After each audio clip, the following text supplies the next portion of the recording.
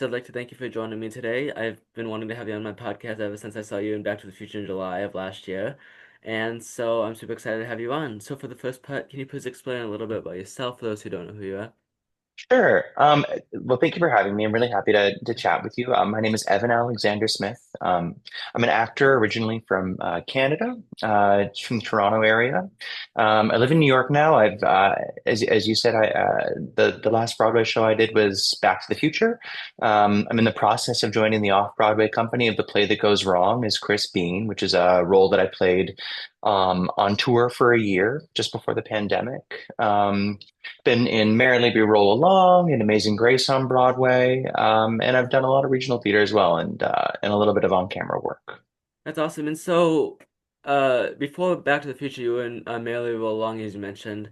And so what was your audition process like for that? Because this was a revival as well. So Yeah, it was really interesting and really kind of unique. I knew the casting director for that show, Jim. One of the jobs that I do when I'm not acting is I work as an audition reader. So they hire an actor to come in and while other actors are auditioning, they have another actor reading the lines with them, acting the scenes with them. And I'd been doing that for Jim for about 10 years before Merrily came along.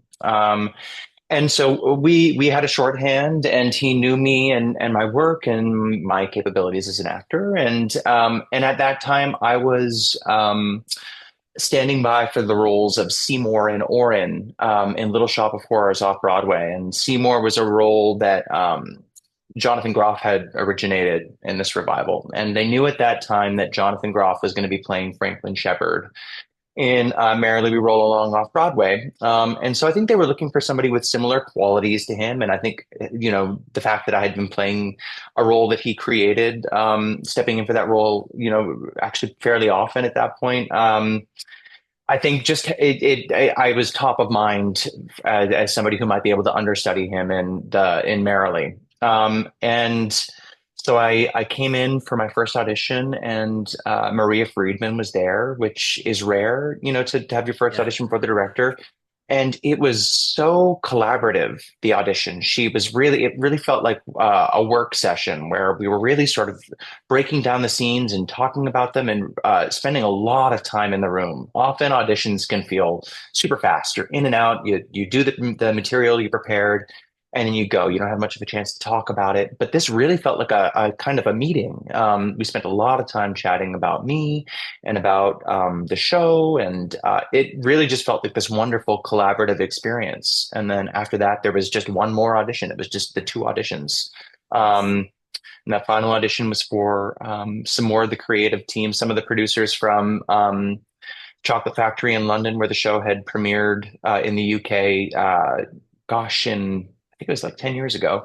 And then some of the staff from New York Theater Workshop. And it was just kind of this beautiful experience. I remember leaving that audition, and um, I walked all the way home from downtown. I live in Upper Manhattan. And I walked all the way back just because I had this energy that I felt like I had to work out because I was so hyped up from the audition. And it felt really special. And I found out about 3 weeks later that I got it. It was a long waiting period, which was excruciating. But yeah, I got the job, and it was an incredible experience. I loved it.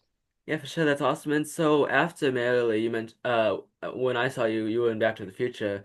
And so compared to Merrily, how was that audition process like? Because Back to the Future is such a well-known show, so I bet there was a bunch of like pressure going into this because this it's so well known.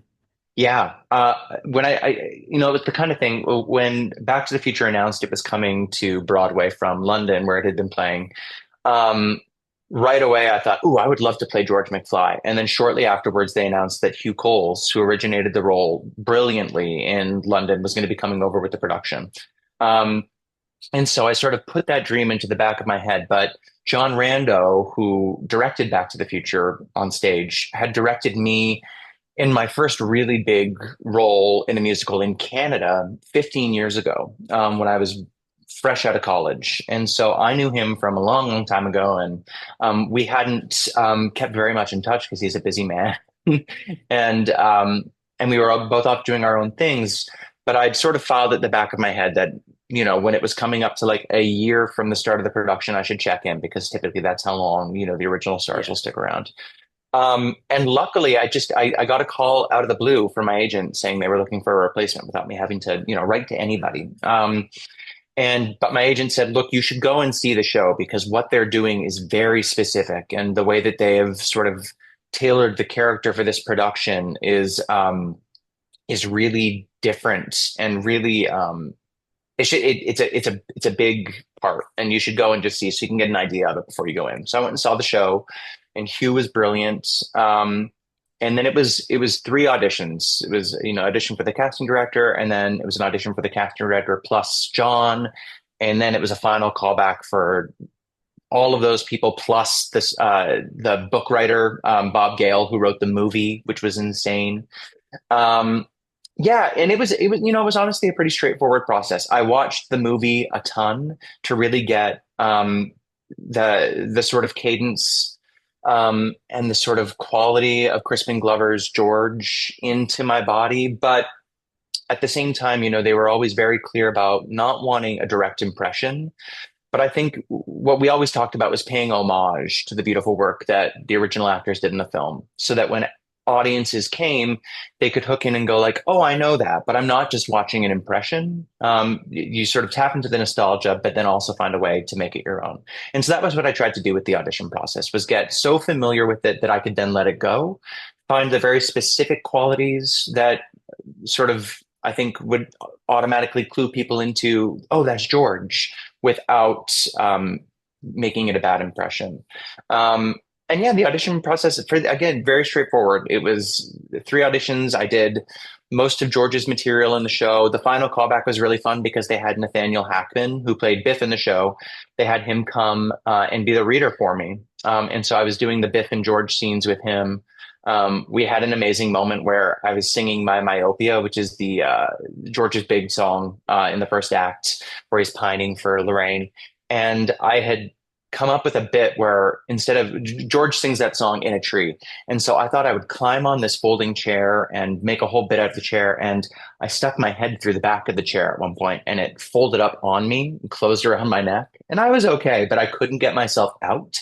Um, and so Nate came and freed me from the chair, and it was this hilarious, amazing moment. And Bob Gale, when I talked to him afterwards, he was like, "That was when we knew you had to be our George because it just felt like the Georgiest thing to have Yeah. happen in a final callback."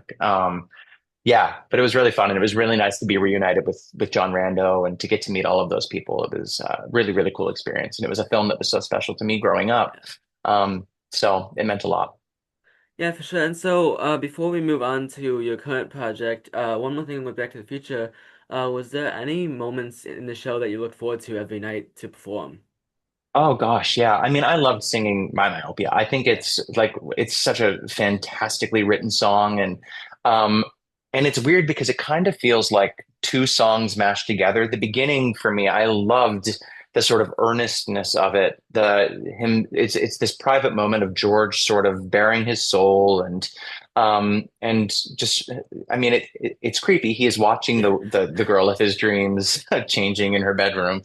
Um but there's a genuine love for her, and I loved finding that every night. And then it halfway through the song skips into this sort of fun vaudeville comedy number where we get to see the joy of George and his play. And so I loved doing that every night. I loved all the scenes I got to do with Leanna Hunt, who played Lorraine, who I'm now getting to do the play that goes wrong with.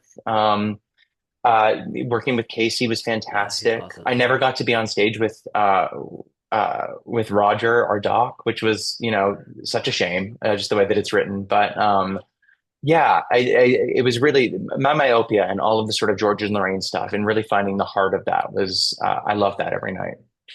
Yeah, that's great. And so currently you are going back to the play that goes on, and as you mentioned, you were on tour with it in the past.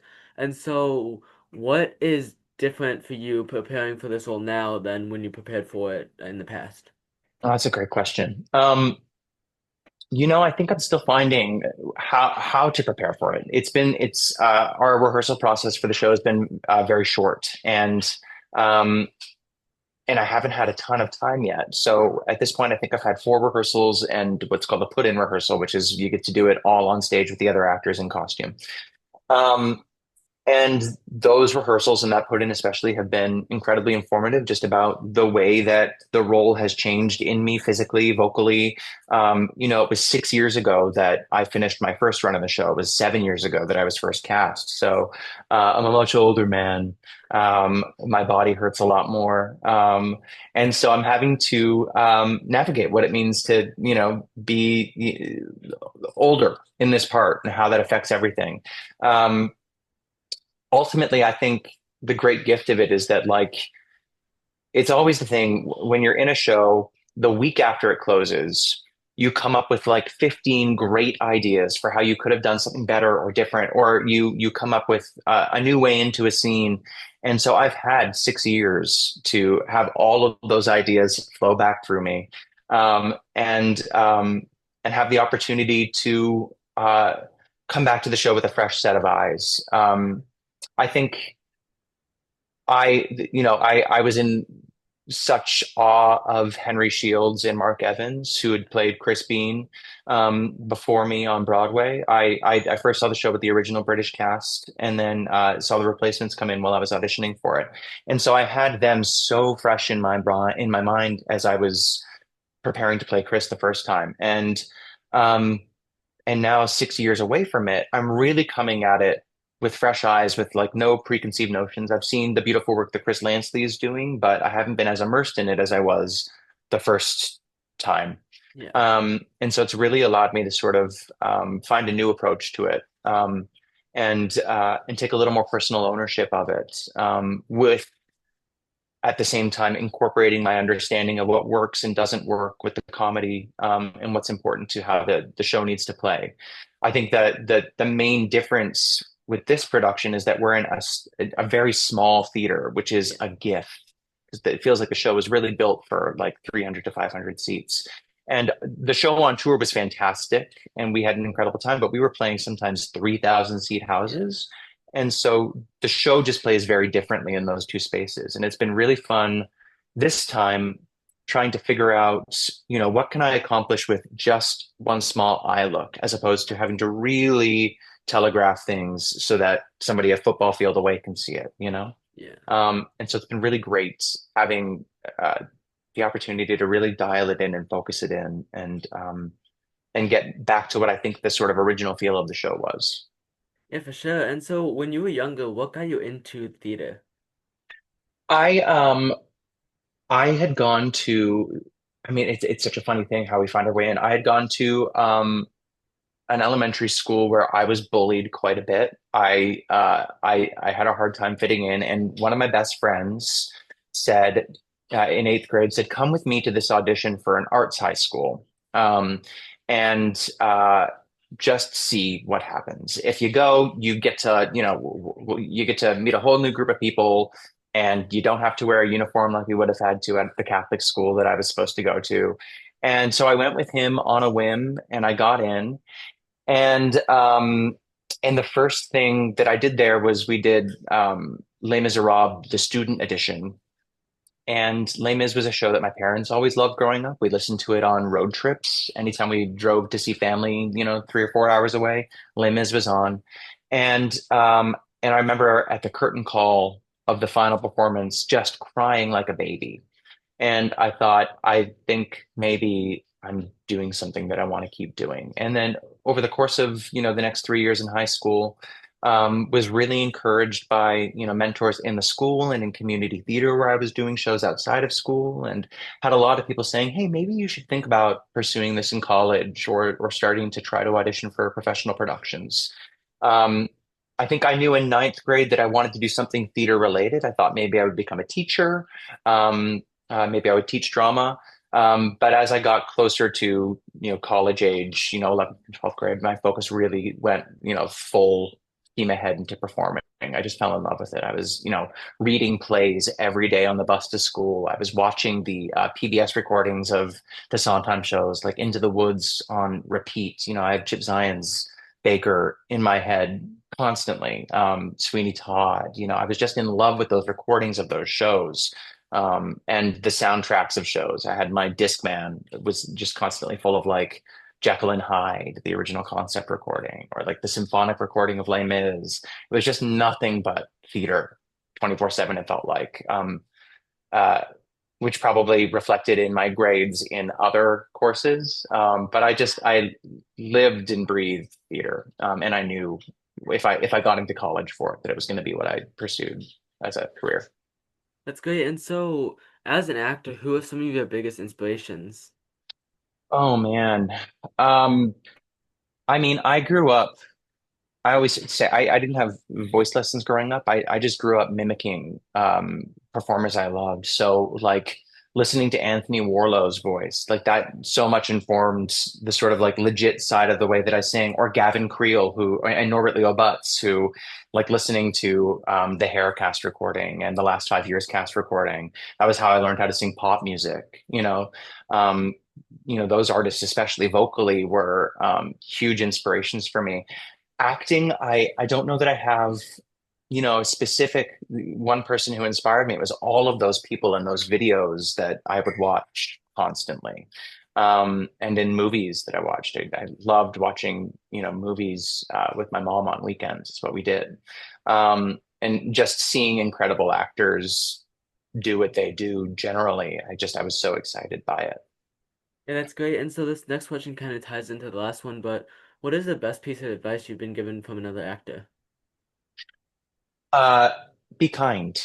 Um, I think when if you're in a position where you've graduated a college program and you're in New York City and you start doing well and booking work, I think the the pool of actors who are here who are working, it's a small, small world, and New York is full of incredibly talented people. You go to any open call for any Broadway show, you're going to hear 300 people who are unbelievable.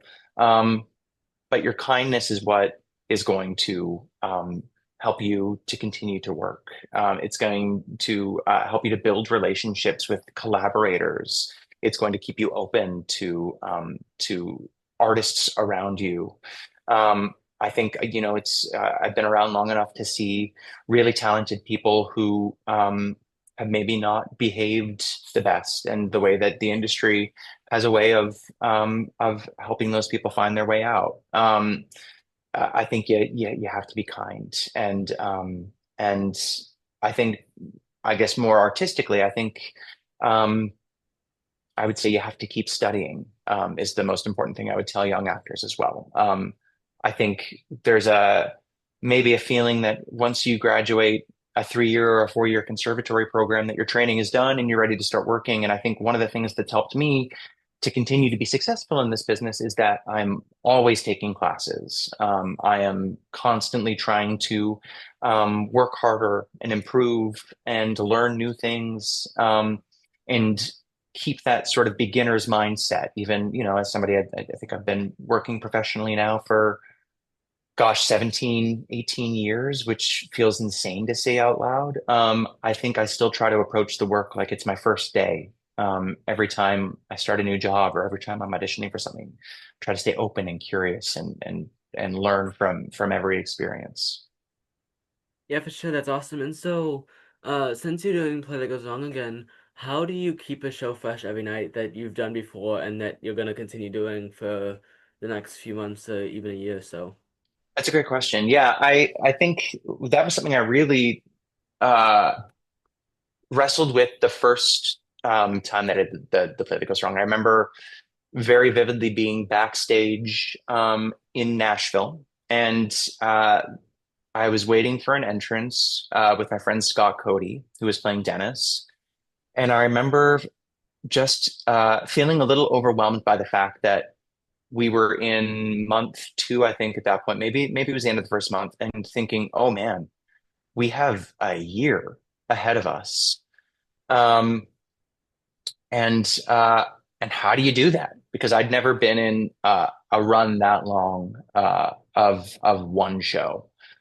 Um, and I think what I found with The nice thing about the play that goes wrong is the audience is different every night. With a comedy and with the sort of improvised elements of our show, you can really find something new and really listen to the audience and to the actors who are on stage with you also discovering new things to keep it fresh and alive. The gift of being in a different city every week or every couple of weeks was there was always fresh material to draw from. Especially there's a moment in the middle of the first act where Chris can sometimes, if the moment calls for it, it often happens, break character and berate the audience a little bit. And I always tried to find little touches about the city I was in to make fun of them for or to poke fun at.